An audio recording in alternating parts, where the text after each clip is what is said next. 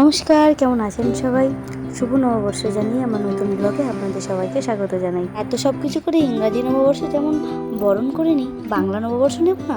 একটা মজা আনন্দ দিয়ে আমরাও নববর্ষের সন্ধ্যাটা ঠিক জমিয়ে দিলাম। খালি পেট তো আর আনন্দ হয় না, তাই ছোট করে খাওয়ার আয়োজনও ছিল।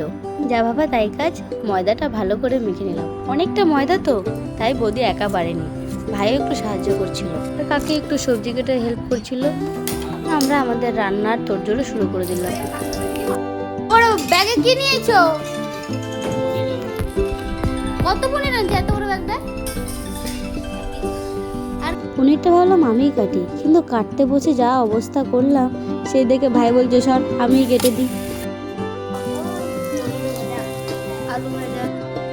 এখন রান্নাটার জন্য একটা পেস্ট বানাতে হবে, যার জন্য টমেটো, কাজু, পোস্ত আর একটু পনিরের টুকরো নিয়ে তাতে আর একটু জল মিশিয়ে ভালো করে ঢাকনাটা আটকে দিতে হবে। আসলে পনিরটা দেওয়ার কারণে গ্রেভিটাতে একটা আলাদা স্মুথনেস আছে, এর জন্যই তো পনিরটা দিয়ে পেস্ট করা। কালারটাও খুব সুন্দর এসেছে, দেখে মনে হচ্ছে আজকে রান্নাটা খুবই সুন্দর হবে।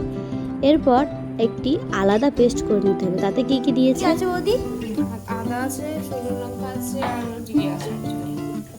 এখন আমি যখন আদা একটু কুচি করতে গেলাম, তখন দেখি কাকির কুচনিটার বেহাল অবস্থা হয়ে গেছে।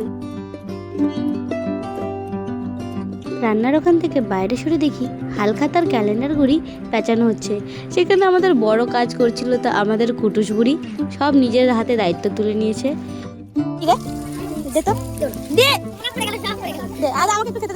আসলে কেড়ে খেতেই হবে এর কোনো মানে নেই, কিন্তু ছোটদের থেকে মজা করতে খুবই ভালো লাগে।